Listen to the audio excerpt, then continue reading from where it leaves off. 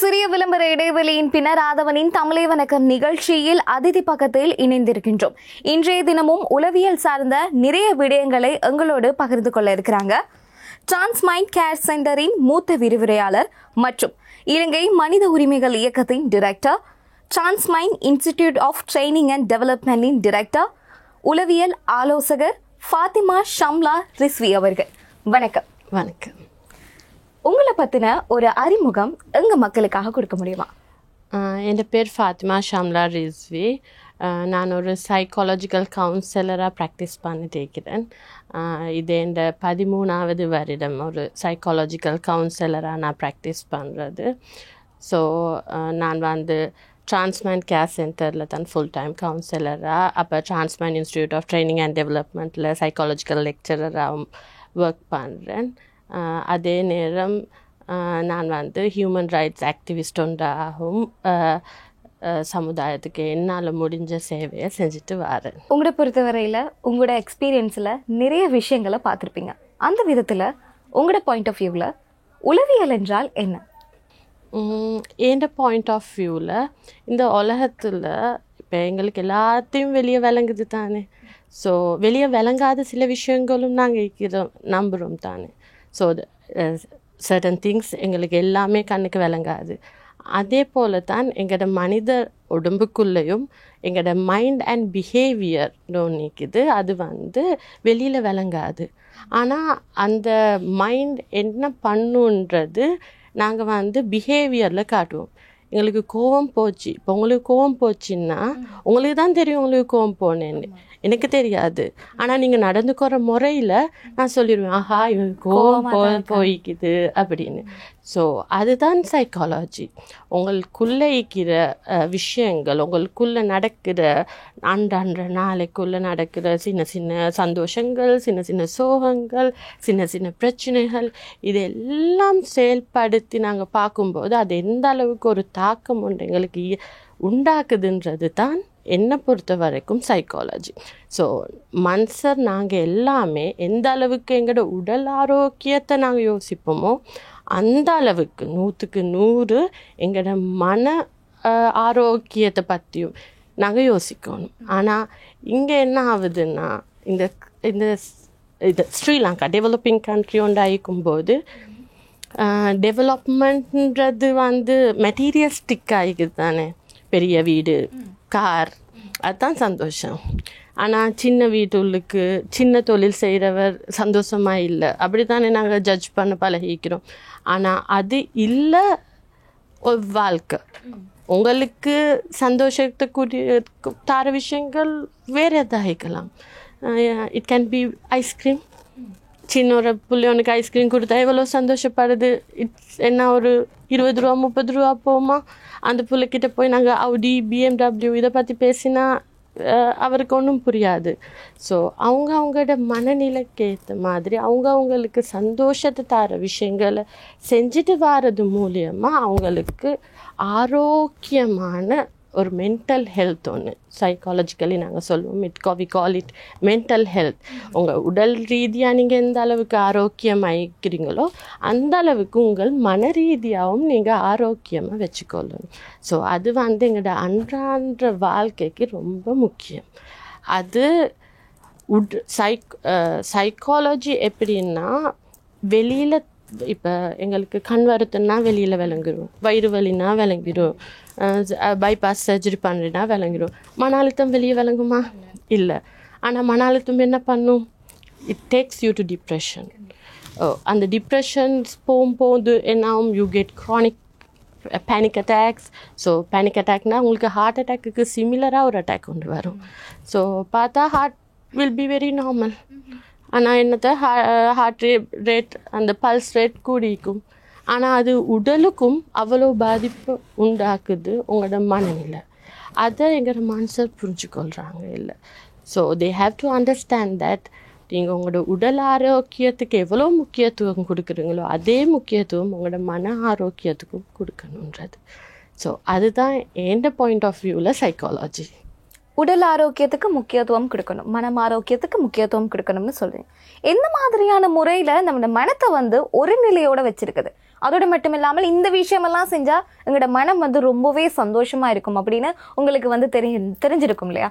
So அந்த மாதிரியான விஷயங்கள் சொல்ல முடியுமா? மனத்தை ஏன் நீங்கள் கட்டுப்படுத்துறீங்க? ஏன் ஒரு நிலையில் வைக்க நினைக்கிறீங்க? இப்போ உள்ள காலகட்டத்தில் இந்த நவீன யுகத்தில் வந்து நிறைய விஷயங்கள் நாங்கள் யோசிச்சுட்டே இருப்போம். அதனாலயுமே வந்து இல்ல அங்கங்க நாங்க வந்து குரங்கு மாதிரி, மனம் வந்து ஒரு குரங்கு மாதிரின்னு சொல்லுவாங்க, அங்கங்க தாகக்கூடாது, ஒரே விஷயத்தை தான் நாங்க யோசிச்சுட்டே இருக்கணும் அப்படிங்கிறதுக்காக நாங்க ஒருநிலைப்படுத்துவோம் அப்படின்னு சொல்லுவாங்க. இப்போ ஒருநிலைப்படுத்துறேன்றது மூலியமா நீங்க வந்து உங்களோட ஆசைகளை கட்டுப்படுத்துறீங்கன்னா அப்போ வந்து நீங்க மறுவா you are getting into stress.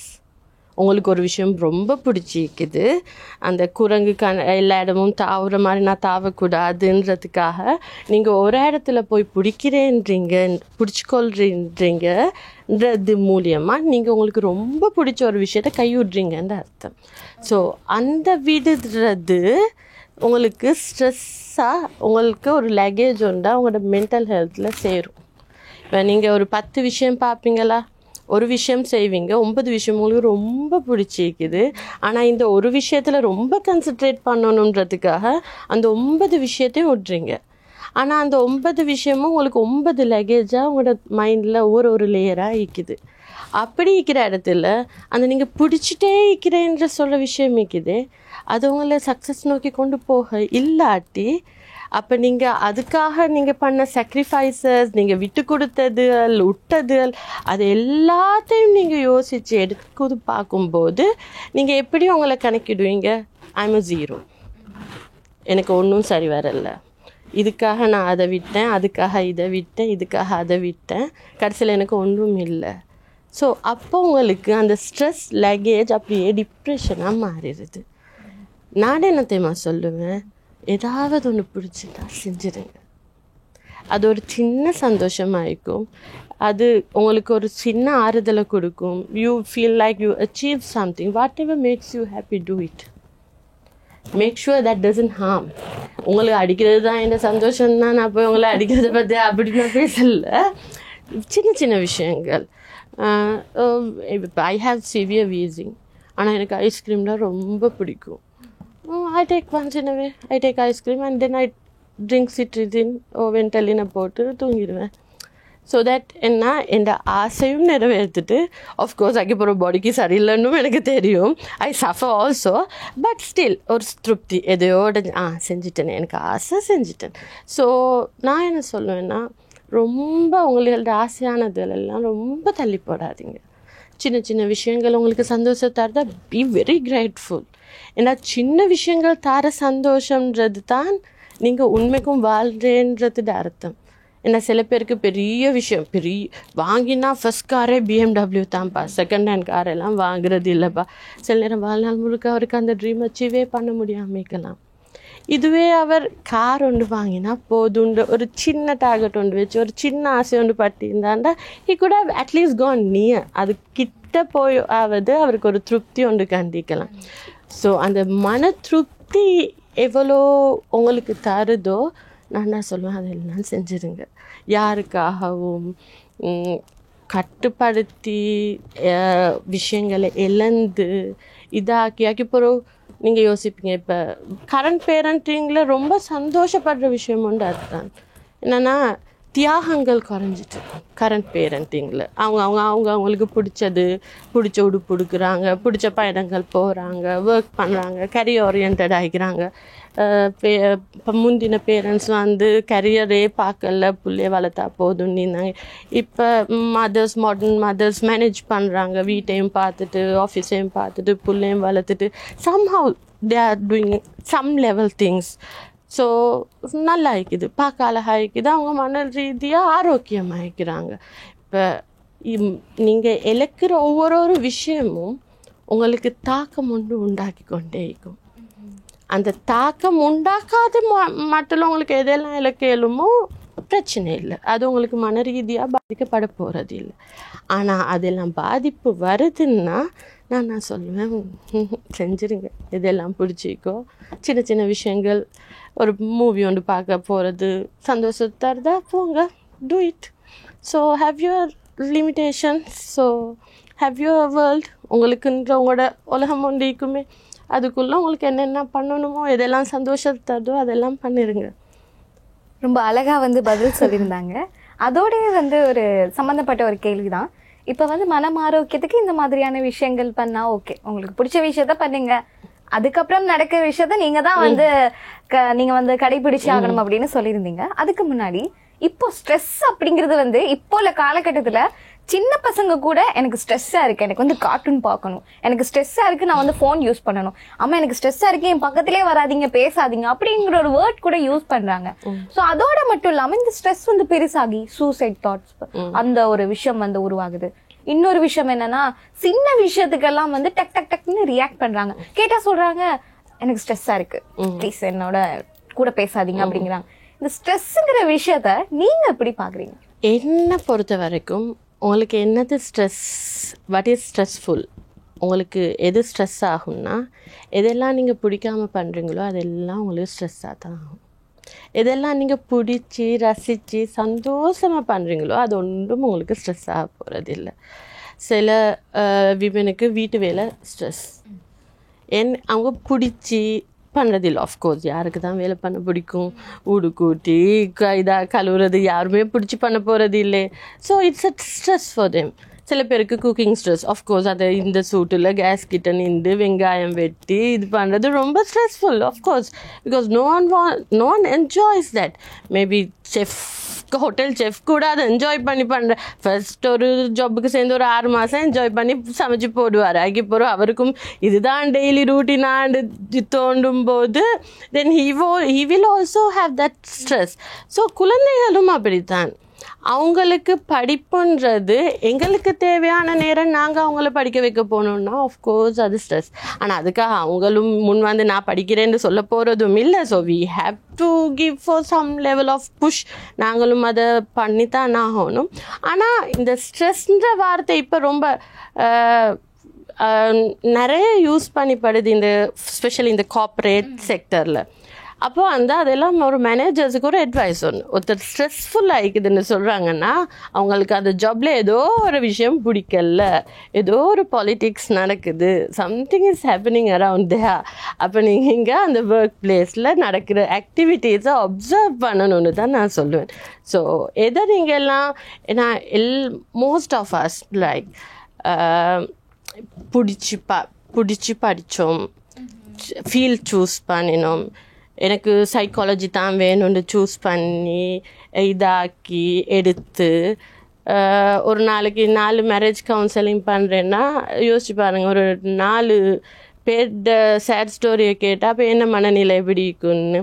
எனக்கு ஒரு பாயிண்ட்டுக்கு மேலே எல்லாருக்கும் கவலை வந்தால் தானா என்ன நினைவு வரும், பிரச்சனை வந்தால் தானா என்ன நினைவு வரும், சந்தோஷமாக இருந்தால் யாரும் என்ன நினைக்கவே மாட்டாங்கல்ல. அந்த மாதிரி ஈவன் ஸ்டூடெண்ட்ஸ் கூட ஹாய் மிஸ்ன்னு ஒரு மெசேஜ் போட்டால் எனக்கு தெரியும், ஓஹோ இவளுக்கு ஏதோ பிரச்சனை உண்டு போல், அதுதான் என்ன நினைவு வந்திருக்குது.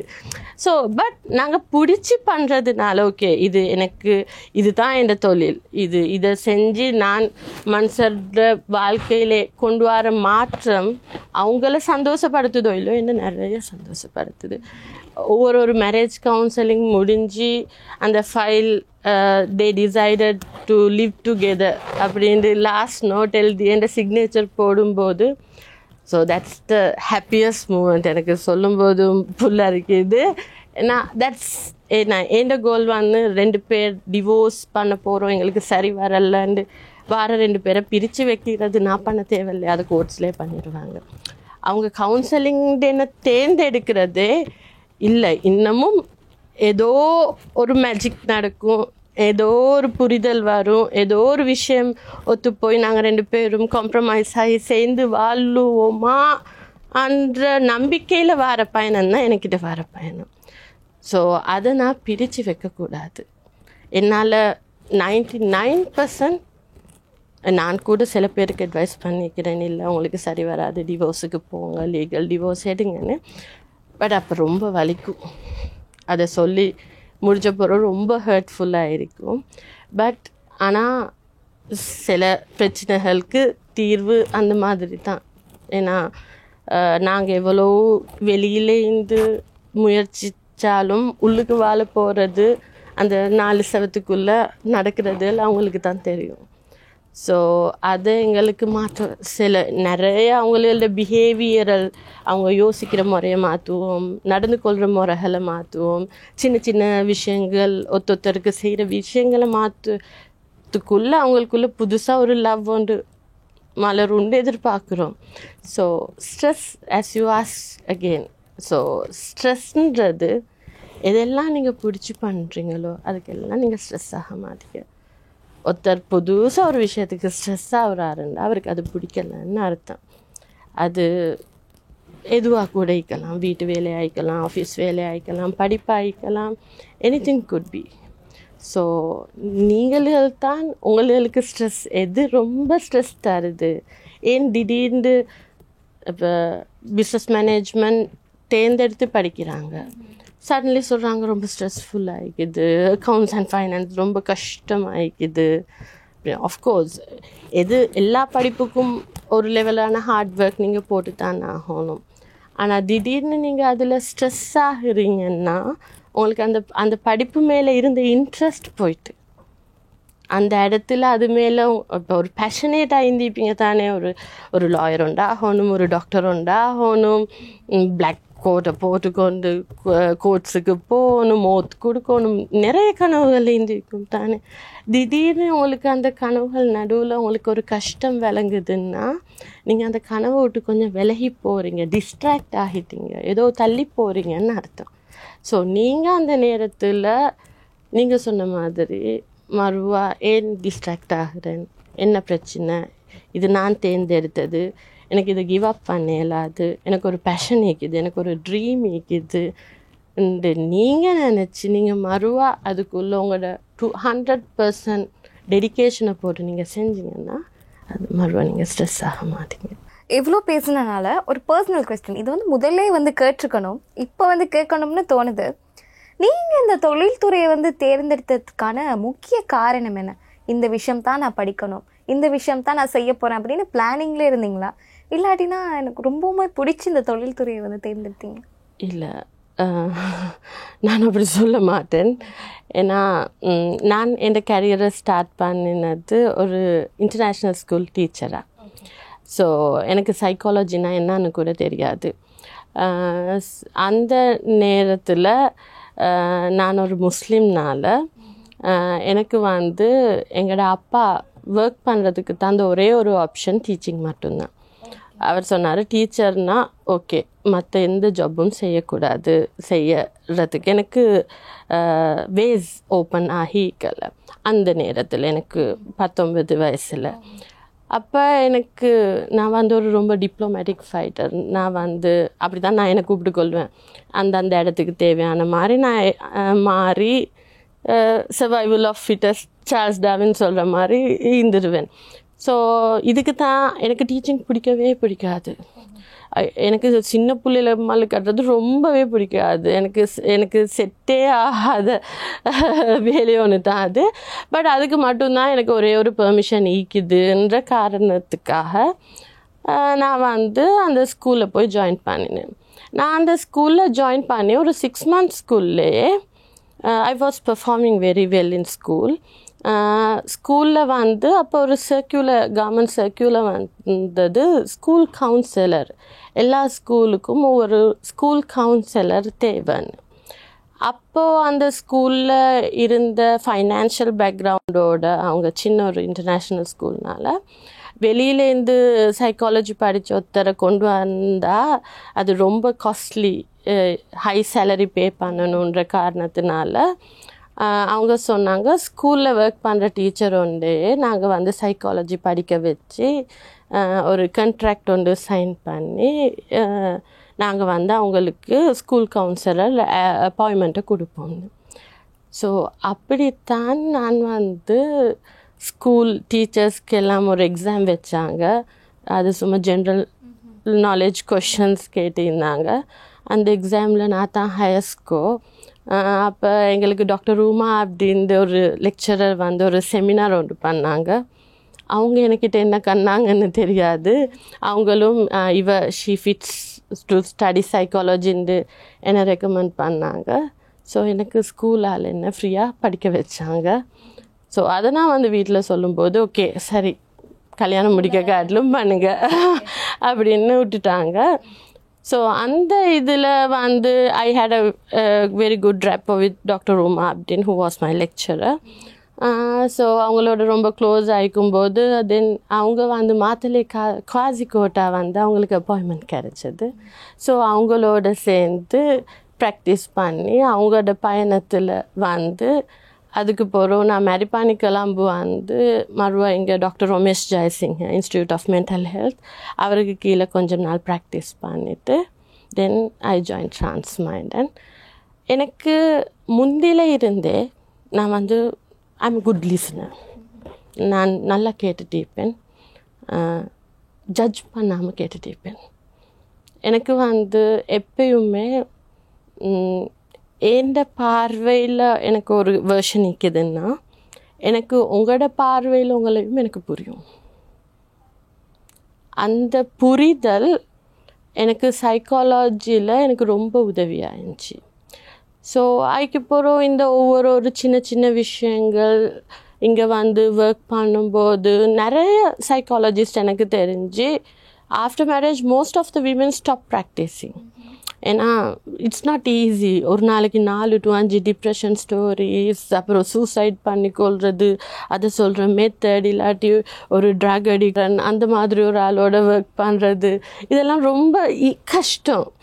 அந்த டே டு டே லைஃப்பில் நாங்கள்லாம் சந்தோஷமாக இருக்கிற ஆட்களை பார்த்ததே இல்லை அது மாதிரி. So it's not that easy. ஆனால் இந்த மாதிரி மனுஷோட வாழ்க்கையில் மாற்றம் உண்டாக்குறது எனக்கு சந்தோஷத்தை தருது. எனக்கு அது ரொம்ப மன நிறைவாக இருக்கிறதுனால எனக்கு அது நான் இனி இதை விடமாட்டேன். இதுதான் என் ஃபீல்டு. நான் இதை படித்ததுக்காக நான் பிடிச்சிட்டு இல்லை, இது நான் ரொம்ப பிடிச்சி ஓகே நான் செய்யலாட்டி உங்களுக்கு யார் செய்வா அப்படின்ற ஒரு மைண்ட் செட்டு கீழே தான் நான் இதை ப்ராக்டிஸ் பண்ணி எனக்கு ரொம்ப பிடிக்கும். ஏன்னா எனக்கு ஒவ்வொரு நாளும் நான் வித்தியாசமான மனிதர்களை காணுவேன். இன்றைக்கு 7 வயசு ஒரு பிள்ளைய ஒரு கண்ணோட்டத்தோடு கண்டேன்டா நாளைக்கு இதே விட டோட்டலி டிஃப்ரெண்ட்டான பிள்ளைய காணுவேன். நாங்கள் ட்ரான்ஸ்மைண்ட் கேர் சென்டரால் கிளம்புல ஒரு ஒர்க் ஷாப் செஞ்சோம்னா அதில் வந்து ஒரு ஸ்கூல் ஒன்றுக்கு பேர்த்து நாங்கள் வந்து இம்பார்ட்டன்ஸ் ஆஃப் எஜுகேஷன் பண்ண மாட்டோம். ஆனால் இதே நாங்கள் ஹப்புத்தலையில் ஒரு முஸ்லீம் ஸ்கூலுக்கு போயிட்டு படிப்பு ஏன் முக்கியன்ற ஒர்க் ஷாப் ஒன்று பண்ணினோம். கிட்டத்தட்ட ஒரு 50-60 பிள்ளைகளுக்கு ஸ்கூல் பிள்ளைகள் ஹப்புத்தலையில் படிக்கணுமான்னு யோசிச்சுட்டு இருக்கிறாங்க. O-level ஜனவரியில் O-level வச்சுட்டு படிக்கணுமா. டீச்சர்ஸே சொல்கிறாங்க இல்லை இவங்கெல்லாம் ஒன்றும் பண்ண மாட்டாங்க, கை விட்டுட்டோம், நாங்கள் கத்தி தான் ஸ்கூலே வராங்க, அதுக்கப்புறம் எங்கே போயிடுவாங்களோ தெரியாது அந்த மாதிரி. ஸோ டெய்லி நான் ஒரு புது மனிதனை காணுவேன். இந்த ஃபீல்டை பொறுத்த வரைக்கும் எனக்கு என்ன பிடிச்சிக்குதுன்னா டிஃப்ரென்ஸ் ஆஃப் பீப்புளை பார்க்குறேன். டெய்லி ஒரு புது மனுஷன், புது தாட் உண்டு, வித்தியாசமான பேக்ரவுண்ட், அவர் எப்படியெல்லாம் நடந்து கொள்வார், எனக்கு டெய்லி ஒரு படிப்பினை. ஸோ அது எனக்கு ரொம்ப பிடிச்சிக்கிறதுனால எனக்கு இந்த ஃபீல்ட் ரொம்ப பிடிச்சிக்குது. நிறைய விஷயங்கள் நாங்கள் தொடர்ந்தும் பேசிகிட்டு இருக்கோம் இல்லையா? அந்த விதத்தில் இந்த உளவியல் பிரச்சனை, இந்த உளவியல் சார்ந்த நிறைய பிரச்சனைகளுக்கு வந்து இப்போ உள்ள காலகட்டத்தில் பெற்றோர்களாக இருக்கட்டும், பிள்ளைகளாக இருக்கட்டும், நிறைய பேர், அதாவது 15 வயதுடையவர்கள் கூட நிறைய விஷயங்களை வந்து ஃபேஸ் பண்ணிட்டு வராங்க. இதை வந்து நீங்கள் எப்படி பார்க்குறீங்க? இதை வந்து நான் எப்படி பார்க்குறேன்னா, உளவியல் பிரச்சனைன்றது முந்தியில இருந்த விஷயம் ஒன்று தான். இது வந்து சடன்லி இப்போ சடன்லி எல்லாரும் சைக்காலஜி அப்படின்னு பேசினதுக்கு இது ஆல் ஆஃப் சடன் வந்த விஷயம் ஒன்று இல்லை. ஆனால் என்ன இப்போ கொஞ்சம் பயம் இல்லாமல் இந்த விஷயத்தை பற்றி பேசுகிறாங்க. முந்தி வந்து பேச பயப்பட்டாங்க. ஒரு பீரியடில் கவுன்சிலிங் வரேன்னா ஒழிச்சிட்டு வருவாங்க. உங்களுக்கு உளவியல் பிரச்சனையும் இருக்குதுன்றாலே நீங்கள் சைக்காட்ரிக் பேஷண்ட்டாக கருதுவீங்க. அப்போ மனநிலை பாதிக்கப்பட்ட ஒரு ஆண்டு உங்களுக்கு ஒரு லேபிள் ஒட்டிடுவாங்க, பைத்தியம்னு சொல்லிடுவாங்க. ஸோ இந்த மாதிரி விஷயங்கள்னால நிறைய உளவியல் பிரச்சனைகளை வெளியில் யாருமே பேசவே இல்லை. அந்த அடக்கி அடக்கி அடக்கி அடக்கி வச்சுருந்தாங்க. அது ஒரு பொட்டலோனில் ஒரு தண்ணியை அடக்கி அடக்கி அடக்கி அடக்கி வச்சா என்ன ஆகும்? It's comes out, right? அது ஒரு நாள் வெடித்து எப்படியும் வெளியே வரதான் போகுது. ஸோ அந்த மாதிரி தான் இப்போ மனுஷர் கொஞ்சம் பப்ளிக்லி பேசுகிறாங்க. ஓகே, எனக்கு இப்படி ஒரு பிரச்சனை இருக்குது, எனக்கு கோவம் ரொம்ப போகுது, நான் ஆங்கர் மேனேஜ்மெண்ட்டுக்கு ஏதாவது செய்யணும், நான் ரொம்ப டிப்ரெஸ்டாக இருக்கிறேன், எனக்கு தூக்கம் போகுது இல்லை, இல்லாட்டி ரொம்ப சோகமாகவே இருக்கிறேன், எதை செஞ்சாலும் எனக்கு சந்தோஷத்தையே தருது இல்லை அப்படின்னு இப்போ உளவியல் பிரச்சனைகளை கொஞ்சம் வெளிப்படையாக பேசுகிறாங்க. முந்தி இதை அவங்க இது ரொம்ப நார்மலைஸ்ட் ஆக்கிப்பாங்க. கொஞ்ச நாளைக்கு முந்தி கேட்டால் சொல்லுவோம், ஓ தூக்கம் போகிறதுல தான் அது நார்மல் தானே. ஸோ ஒரு மனித உடம்புக்கு 8 hour தூக்கம் முக்கியன்றது கூட தெரியாத மாதிரி இல்லை, தூக்கம் ராவிக்கு போகிறல்ல அது நார்மல் தானே அந்த கேட்டகரியில். அப்போ அவங்களுக்கு இந்த உளவியல் பிரச்சனையை கூட அவங்களுக்கு அதை தெரிஞ்சுக்கொள்ள இல்லை. ஆனால் இப்போ என்ன, இந்த ஃப்ரீலி அவைலபிள் இந்த documentations and then these researchers, அப்போ இந்த இன்டர்நெட்டில் இப்போ என்னென்னா இப்போ ஓவராக தெரிஞ்சுக்கொண்டாங்க. இப்போ என்னென்னா அவங்களோட தூக்கம் போகுது இல்லைன்னு கூகுள் சர்ச் பண்ணி எனக்கு இந்த சைக்காட்ரிக் டிஸார்டர், எனக்கு இந்த பிரச்சனை இருக்குது, நான் இந்த மருந்து எடுக்கணும், இப்படி பண்ணணும்னு அவங்களுக்கு ப்ரிஸ்கிரைப் பண்ணிக்கொள்கிற அளவுக்கு இப்போ ஓவராக தெரிஞ்சு கொண்டுட்டாங்க. ஸோ உளவியல் பிரச்சனை எப்பயுமே மனிதருக்குள்ளே இருந்தது. ஆனால் இப்போ அதை பற்றி கொஞ்சம் பப்ளிக்லி பேசுகிறாங்க, கொஞ்சம் தெரிய வருது, இன்டர்நெட் ஃப்ரீலி அவைலபிள் ஆகிக்கிறதுனால, ஆக்சஸ் ஈக்கிறதுனால. ஸோ அவங்களே ஒவ்வொன்று சொல்லிக்கிறோம். இப்போ ரீசெண்ட்லி எனக்கு ஒரு கிளையண்ட் ஃபர்ஸ்ட் செஷனில் சொல்கிறா அவருக்கு என்னமோ ஒரு ஃபோபியா நீக்குதுன்னு. அப்போ நான் கேட்டேன், ஓகே இதுக்கு முந்தி யார்கிட்ட போனீங்க, யார் சொன்னது? இல்லை நான் கூகுளில் சர்ச் பண்ணி பார்த்தேன் அப்படின்னு.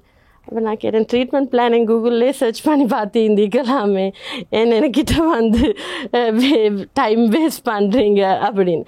ஸோ வாட் ஹேப்பன்ஸ், அப்படியே ஃபிக்ஸ் ஆகிடுறாங்க, எதெல்லாம் வாசிக்கிறாங்க, ஓகே எனக்கு தூக்கம் போகுது, இல்லை எனக்கு டிப்ரெஷன் அண்டு அவங்க ஸ்ட்ரெஸ்ஸை கூட சில பேர் டிப்ரெஷன் லெவலுக்கு போட்டுக்கொண்டு அதுக்கப்புறம் நீங்கள் உங்களுக்கு ஒரு விஷயம் உங்களுக்கு ஈக்குதுன்னு நினச்சா அது உங்களுக்குள்ளே தானாக இருந்து கொள்ளும். ஸோ உங்களுக்கு இல்லாத நோயெல்லாம் வந்துடும். ஸோ அந்த மாதிரி தான் இந்த உளவியல் பிரச்சனையும். இப்போ மனுஷர் ஒவ்வொரு டாக்குமெண்டேஷன்ஸ், பேப்பர்ஸ், ஆர்டிகல்ஸ் அதெல்லாம் ரொம்ப வாசித்து, இந்த மூவிஸ் ஆகிக்கட்டும், இப்போ ரொம்ப உளவியல் சம்மந்தமான மூவிஸ் வருது, மல்டிபிள் பர்சனாலிட்டிஸ் சம்மந்தமான மூவிஸ் வருது. அந்த மாதிரி நிறைய இதுகள் பார்த்து தன்னை சந்திரமுகியாக நினச்சிக்கொள்கிற மாதிரி அவங்களே தனக்குள்ள ஒருத்தருக்குள்ளே ஒரு உளவியல் பிரச்சனையை போட்டு இது தான் எனக்கு இதுதான் பிரச்சனைன்னு முடிவு பண்ணிட்டாங்க. ஸோ பேசுகிறாங்க இப்போ மனுஷர், ஆனால் அது புரிதல் இல்லை. அது வாசிக்கிறதுனால, கேள்விப்படுறதுனால, இந்த இதுகளை வச்சு பேசுகிறது ஒழிய உளவியல்ன்ற என்றதை இன்னமும் ஒழுங்காக பப்ளிக் புரிஞ்சு கொள்ளவே இல்லை. அதை இன்னமும் இப்போ உளவியல் பிரச்சனைகளுக்கு 180% நீங்கள் இருந்து பேசினாலே உங்களுக்கு தீர்வு வந்துடும். கவுன்சிலிங் மூலியமாகவே 180% உங்களுக்கு ட்ரீட்மெண்ட் பண்ணிடலாம். ஆனால் ஒரு 20% மாதிரி தான் உங்களுக்கு சைக்காட்ரிக் கொண்டுட்டு போக வேண்டிய அவசியம் வரும். ஆனால் புரிதல் இல்லாததுனால தான் ஃபஸ்ட் ஸ்டேஜ்லேயே சைக்காட்ரிக்கிட்ட பேத்து வருஷ கணக்கு மருந்து குடித்து அந்த மருந்துகளோட சைடு எஃபெக்ட்கள்னால இன்னும் டிப்ரெஸ் ஆகி அப்படி நிறைய உளவியல் பிரச்சனை இப்போ உண்டாவிக்குது. அந்த தப்பான உளவியலை பற்றி தப்பான அறிகுறைகளை வச்சுக்கொண்டு அதை வச்சு தப்பான முறைகளில் உளவியலை பார்த்ததுனால, அதை ஒழுங்காக பார்த்து ஒழுங்காக இதாக்கினாங்கன்னா 180% தனக்கு தனக்குள்ளேயே ஒரு தீர்வுகள் கொண்டு வரக்கூடிய பிரச்சனைகள் தான் இருக்குது. நீங்கள் சொல்லியிருந்தீங்க ஒருத்தர் வந்து எனக்கு இந்த மாதிரியான ஃபோபியா வந்திருக்கு, இப்போ நீங்களும் சொன்னீங்க நீங்களே ட்ரீட்மெண்ட் அடித்து பார்க்கலாமே அப்படின்னு சொல்லிட்டு. அதுலேருந்து ஒரு சின்ன ஒரு கேள்வி மாதிரி, இப்போ நிறைய பேர் வந்து பேச போனால் ஒருத்தர் வந்து அப்படியே அடையாளம் படுத்திடுறாங்க, நான் ஒரு இன்ட்ரோவர்ட், நான் யார்கிட்டையும் பேச மாட்டேன், ரொம்ப சைலண்ட்டாக இருப்பேன். இன்னொருத்தவங்க வந்து இன்ட்ரடியூஸ் பண்ணும்போது நான் ஒரு எக்ஸ்ட்ரோவர்ட், நான் வந்து ரொம்ப ஜாலியாக எல்லாத்திட்டையும் பேசிகிட்டு இருப்பேன். இன்னொருத்தவங்களை வந்து அறிமுகப்படுத்தும் போது நான் ஒரு ஆம்பிவர்ட், நான் செலக்ட்ரோவர்ட். இப்படி நிறைய விஷயங்கள்ல வகைப்படுத்திட்டே இருக்காங்க, இன்ட்ரோவர்ட், செலக்ட்ரோவர்ட், ஆம்பிவர்ட் அப்படின்னு. இதை வந்து எப்படி பார்க்குறீங்க? உண்மைக்குமே இந்த மாதிரியான விஷயங்கள்னால இதுக்கு கீழே வந்து அவங்க அடங்குறாங்களா, இல்லாட்டினா அவங்களுக்கு தானாகவே பெட்ச் குத்திட்டு அப்படியே வந்து நடிச்சிட்டு இருக்காங்களா? இல்லை, நீங்கள் சொன்ன மாதிரி தான் நானும் சொல்லுவேன். முன்னுக்கிக்கிறவர் தான். நான் இப்போ ஒரு கூட்டத்தில் இருக்கிறேன்னா இங்கே நான் பேசணுமா பேசக்கூடாதான்னு நான் தான் முடிவு செய்யணும்.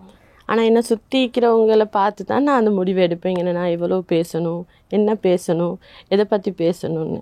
ஸோ எனக்கு நானே இன்ட்ரோவர்ட்டுன்னு ஒரு பேட்சை குத்தி கொண்டா லேசி தானே, ஏன்னா எனக்கு இந்த சுற்றி இருக்கிறவங்கள பிடிக்கல, இங்கே நான் பேச விரும்பலை. ஸோ நான் ஒரு பேட்சை எடுத்து குத்தி கொள்கிறேன், நான் ஒரு introvert. So that it helps me, right? எனக்கு இங்கே இருக்கிற மனுஷரை பிடிக்கல, so that helps. So relatives வீட்டுக்கு வந்தால் பாத்ரூமுக்கு போய்த்து மூடிக்கொள்வது வெரி காமன் திங்ஸ். நோ, ஏன்னா ரிலேட்டிவ்ஸை நிறைய பேருக்கு பிடிக்காது.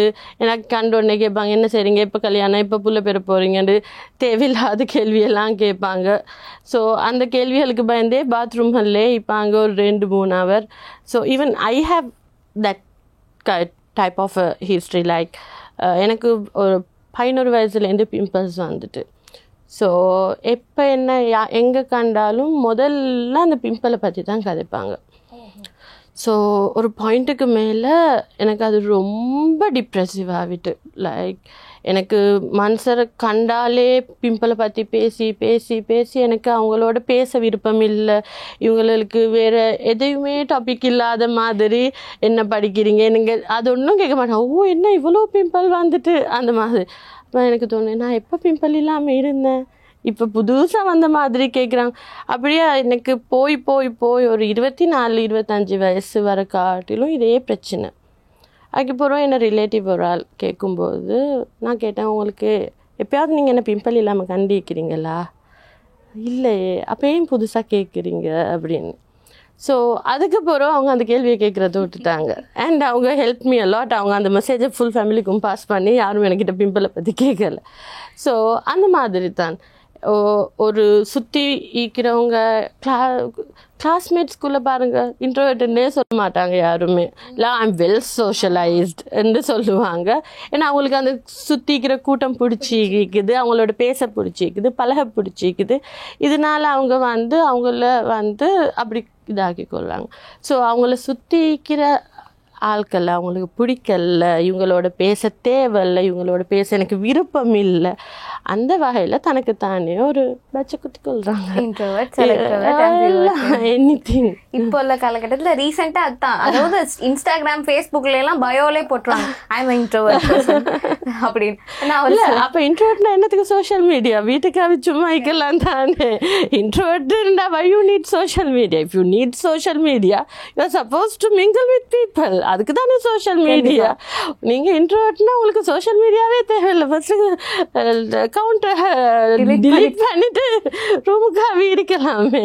கண்டிப்பா ஒரு சுவாரஸ்யமான ஒரு பதிலை வந்து கொடுத்துருந்தாங்க. ஸோ அந்த விதத்தில் பார்த்தீங்கன்னா இந்த ஸ்ட்ரெஸ்ஸு, ரொம்ப கோவம் வருது, ரொம்ப ஹாப்பியாக இருக்க முடியுது, ரொம்பவுமே வந்து ஏதாச்சும் ஒரு திங்க் பண்ணிகிட்டே இருக்கணும் அப்படின்னு தோணுதுன்னா ஃபர்ஸ்ட்டு உள்ளவங்க வந்து பார்த்தீங்கன்னா நம்ம அம்மா தான், அது வீட்டில் இருக்கிறவங்க தான். நான் வந்து நீங்கள் ஒரு வேலைக்கு போகிறது ஒரு பாடு, நான் வீட்டில் இருந்து இவ்வளோ விஷயம் செஞ்சிட்ருக்கேன், பேசாமல் வெளியில் எங்கேயாச்சும் கிளம்பிடுவோமா அப்படிங்கிற ஒரு தாட்டும் உருவாகுது.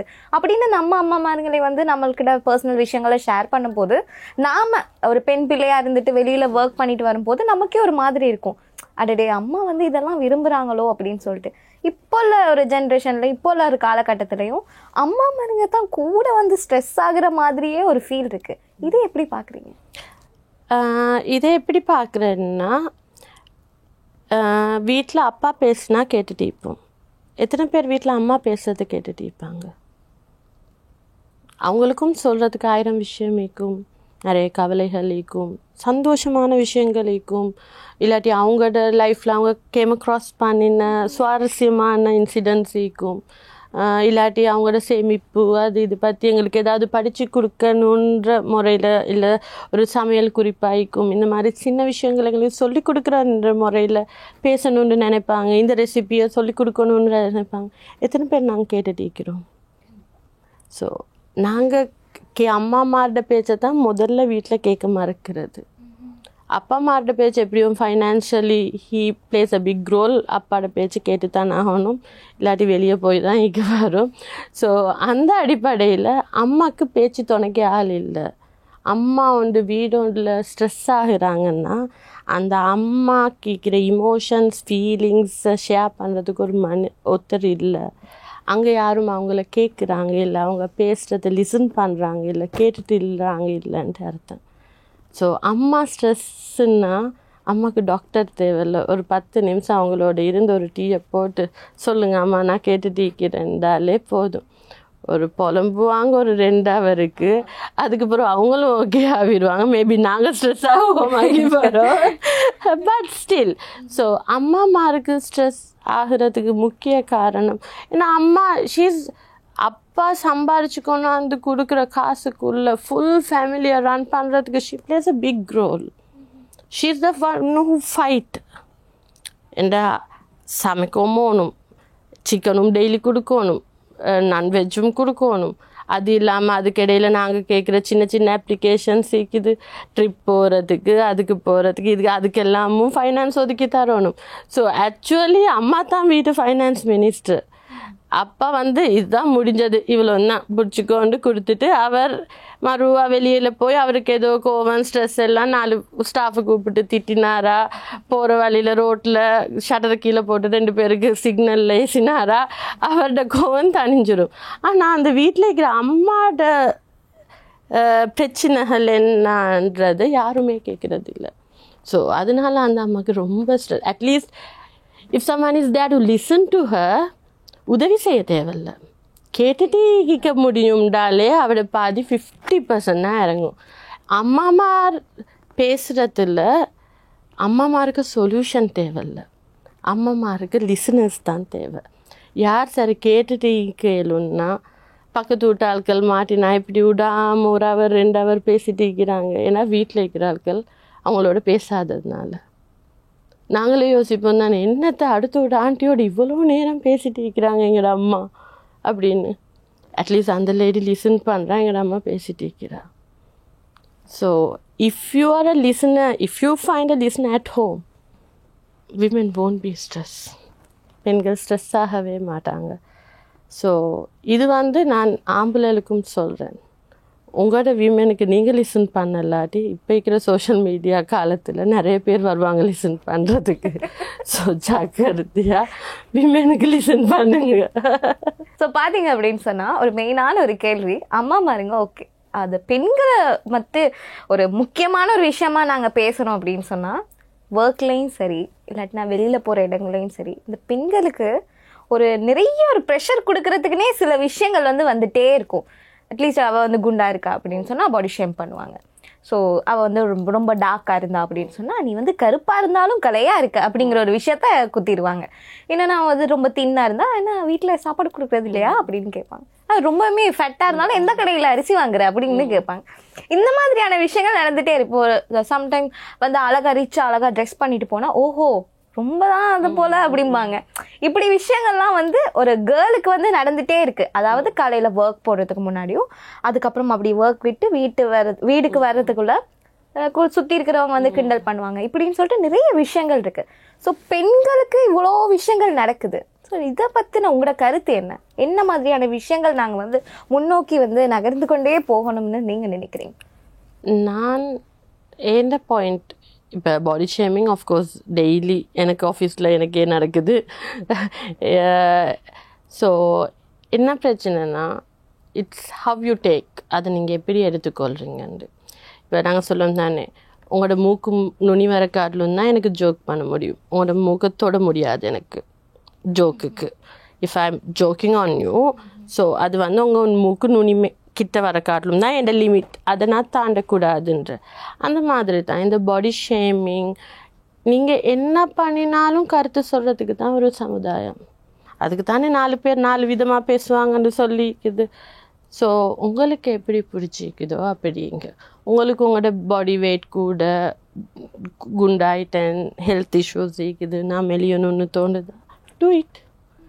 உங்களுக்கு இல்லை I'm very happy, this is the way I am, இப்படி தான் நான் சாப்பிடுவேன், எனக்கு என்ன பிரச்சனை, யாருக்கு என்ன பிரச்சனை, be as you want. So நீங்கள் தான் உங்களை தீர்மானிக்கணுமே ஒழிய நீங்கள் எப்படி இருக்கணும், என்ன உடுக்கணும், என்ன பேசணும், எப்படி நடந்து கொள்ளணும்னு தீர்மானிக்கிற உரிமையை கீழே வெளியில் ஒரு ஆளுக்கிட்ட கொடுக்காதீங்க. அதை உங்களுக்குள்ளே வச்சுக்கோங்க. நீங்கள் வெளியில் ஒரு ஆளுக்கு கீழே கொடுக்குறேன்றது you are becoming a puppet. So அவங்க என்ன சொல்கிறாங்களோ அந்த மாதிரி ஆடணும்.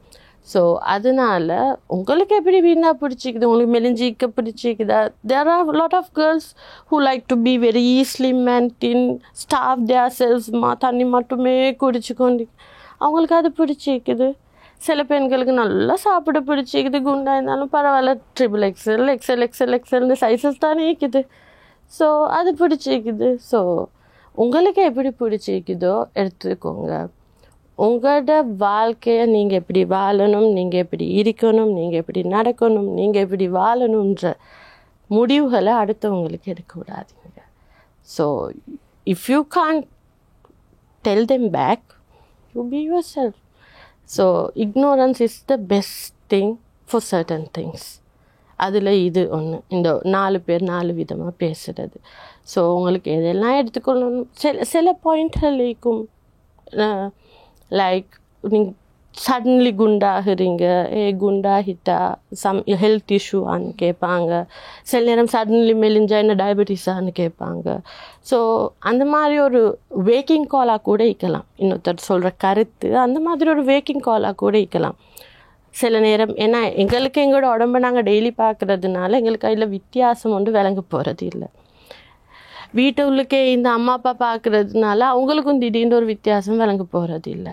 ஆனால் சடன்லி வெளியில் ஒரு ஆள் கொஞ்சம் நாளை கழித்து பார்க்குறாங்கன்னா எங்களோட ஃபிசிக்கல் அப்பியரன்ஸில் இருக்கிற டிஃப்ரென்சஸ் அவங்க ஐடென்டிஃபை பண்ணுற இது கூட. ஸோ அதை வச்சு உங்களுக்கு அது ஒரு வேக்கிங் அப் கால் ஆஃப் இருந்தால் டெஃபினெட்லி டேக் இட். உங்களை நீங்கள் சடன்லி குண்டாகிறீங்கன்னா ஏதாவது மருந்துகள் எடுக்கிறீங்களா, இல்லாட்டி உங்களோட ஏதாவது ஹெல்த் இஷ்யூஸ்னால இதாகிக்கிறீங்களா. ஸோ எல்லா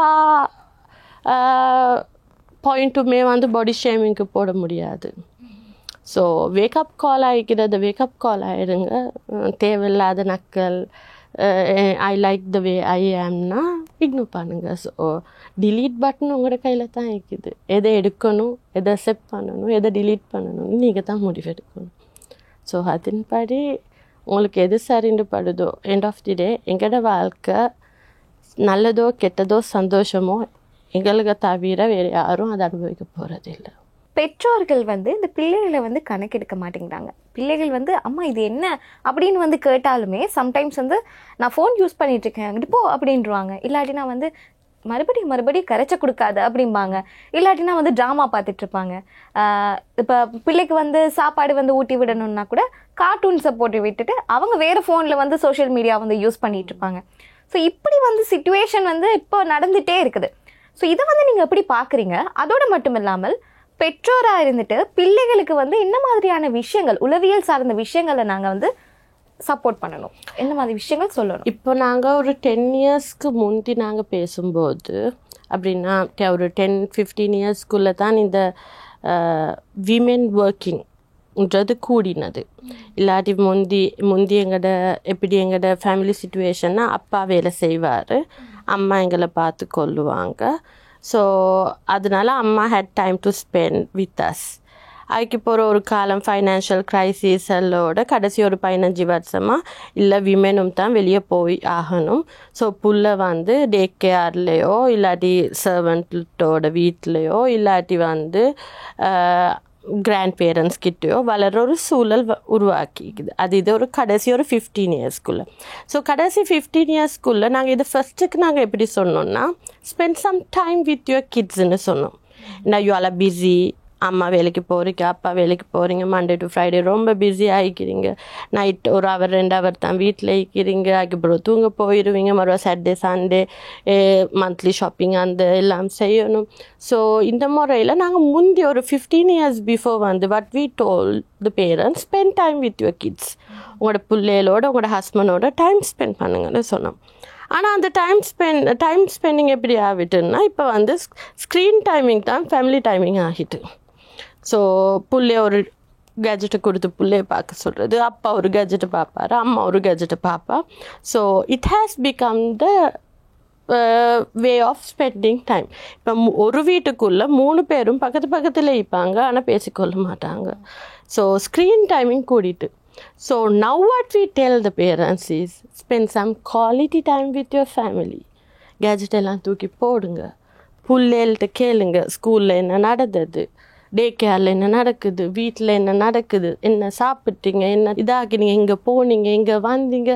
ஸோ இப்போ அந்த ஸ்பெண்டிங் டைம்ன்ற வேர்ட் மாதிரி மாறி இப்போ சைக்காலஜியில் நாங்கள் அதை குவாலிட்டி டைம்ன்ட்டு சொல்லுவோம். ஸோ நீங்கள் ஒரு 1 hour at least per day quality time பிள்ளைகளோட ஸ்பெண்ட் பண்ணுங்கள். ஸோ தட் குவாலிட்டி டைம்ன்றது you are being away from all this gadgets. Not only you, husband, நீங்கள், புள்ள, இவங்க எல்லாருமே இந்த கேஜெட்ஸ் எல்லாத்தையும் ஓரம் கட்டிட்டு டிவியை ஆஃப் பண்ணிவிட்டு ஒரு 15-20 minutes இருந்து பேசுங்க. உங்களுக்கு ஆஃபீஸில் நடந்த விஷயத்த சொல்லுங்கள், ஹஸ்பண்ட் அவர்கிட்ட நடந்த விஷயத்த சொல்லட்டும், டிரான்ஸ்போர்ட்டில் நடந்த விஷயங்கள் எதுவாக கூட இருக்கலாம். ஸோ இப்போ நாங்கள் சைக்காலஜி ரீதியாக ஒருத்தருக்கு சொல்கிறேன்னா நாங்கள் சொல்கிறது ஸ்பெண்டிங் டைம் இல்லை, இப்போ குவாலிட்டி டைம். ஏன்னா இப்போ ஸ்பெண்டிங் டைம்னாலே அது ஸ்க்ரீனிங் டைமுக்கு ஈக்குவல் ஆகினால இப்போ நாங்கள் சொல்கிறது குவாலிட்டி டைம் ஸ்பெண்ட் பண்ணுங்கள். So have some quality time with your kids and family. Go out, keep all this phone. மால்ஸுக்கு போனால் கூட மால்ஸுக்கு கொண்டாந்து பிள்ளையில ப்ளே ஏரியா போட்டு 2 பேரும் 2 பக்கத்தில் இது ஃபோனை தான் அமைச்சிட்டு இருக்கிறாங்க. So it doesn't come under quality time. So கொண்டுக்கு போங்க, புள்ளையோட இருந்து விளையாடுங்க, புள்ளையோட சேர்ந்து மண்ணை தோண்டுங்க, சைக்கிளிங் போங்க.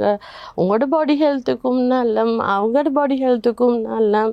புள்ளையும் மண்டே டு ஃப்ரைடே வீட்டுக்குள்ளே அடைஞ்சிக்குது. So Saturday Sunday at least take them out somewhere. So நாங்கள் சைக்காலஜி ரீதியாக இப்போ சொல்கிறேன், நாங்கள் அதை சொல்கிறது குவாலிட்டி டைம் ஸ்பெண்ட் பண்ணுறோம். ஏன்னா நீங்கள் கேஜெட்ஸோட ஸ்க்ரீனிங் டைம் கூடுறதுன்றது நீங்கள் குடும்பத்தை விட்டு தள்ளி போகிறேன்ற அர்த்தம்.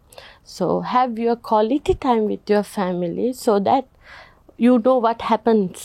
குடும்பத்துக்குள்ளே என்ன நடக்குதுன்னு உங்களுக்கு தெரியும். அப்போ தான் நீங்கள் ஸ்க்ரீனிங் டைம் கூட கூட கூட கூட உங்களுக்கு சோஷியல் மீடியாவில் யார் ப்ரெசிடெண்ட் ஆவார்னு தெரியும், என்னென்ன ப்ராமிஸ் பண்ணிக்கிறாங்கன்னு தெரியும். ஆனால் வீட்டில் புள்ள என்ன நடக்குது, வீட்டில் புள்ள என்ன செய்யுது, ஒய்ஃப் என்ன செய்கிறா, வீட்டில் என்ன நடக்குதுன்னு தெரியாது.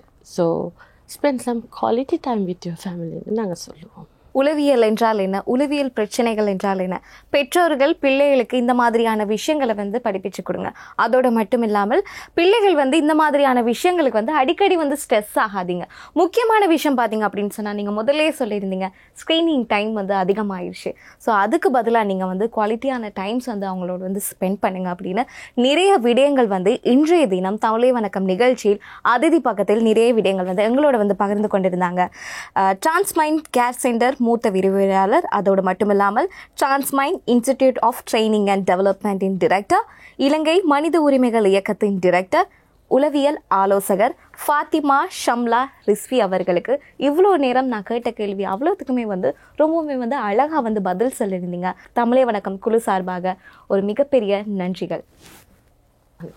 ஒரு இனிமையான பாடலை தொடர்ந்து மீண்டும் தமிழே வணக்கம் நிகழ்ச்சியில் இணைந்து கொள்வோம்.